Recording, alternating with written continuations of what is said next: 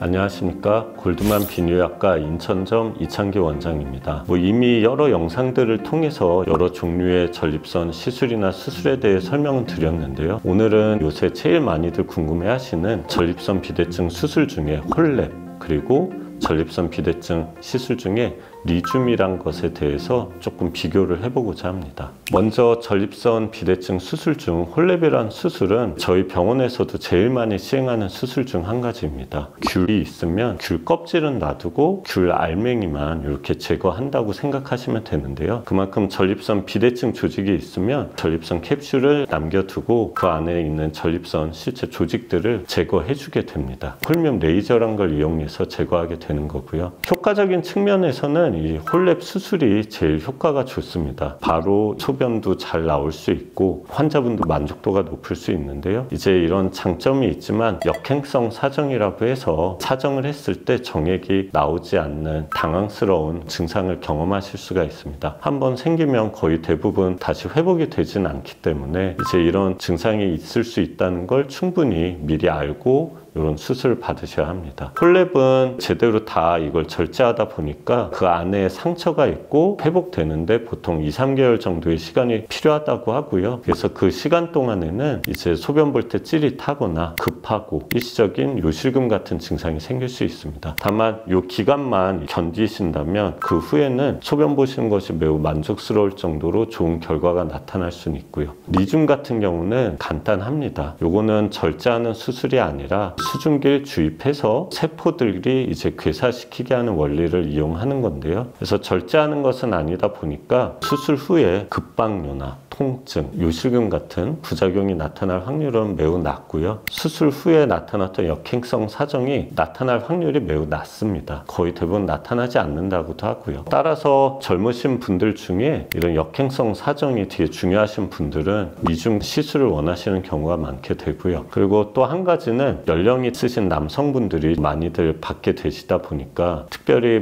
혈압, 당뇨뿐만 아니라 저희가 기저질환이 많으신 분들이 많습니다. 아스피린 같은 항응고제나 이런 항혈전제를 이제 상황에 따라 못 끊고 수술이나 시술 받으셔야 되는 분들이 있는데요. 이럴 경우에 환자분도 그렇고 의사 입장에서도 수술보다는 시술을 받는 게 회복 속도나 이런 부작용의 위험성이 낮기 때문에 그럴 경우엔 리줌 같은 걸 받는 것이 더 나을 수 있다고 하고, 그리고 마취에 부담이 있는 연세가 많으신 고령층에 대해서도 이제 홀랩보다는 리줌을 받는 것이 더 도움이 될 수는 있습니다. 홀랩과 리줌 둘 다 당일 입원, 당일 퇴원으로 저희 병원에서는 진행을 하고 있습니다. 이제 일상생활로의 회복은 아무래도 그 홀랩보다는 리줌이 좀 더 편하게 하실 수는 있고요. 두 가지 다 이제 저희가 퇴원 시엔 소변줄을 끼고 가셨다가 홀랩 같은 경우는 보통 하루 이틀, 리줌 같은 경우는 5일 정도 외래에 오셔서 소변줄을 제거하게 됩니다. 이렇듯 이제 홀랩과 리줌은 각각의 장단점이 있고요. 리줌 같은 경우는 홀랩에 비해서 소변을 잘 보시는 정도, 그러니까 만족도 같은 경우는 조금 낮을 수는 있습니다. 하지만 환자분마다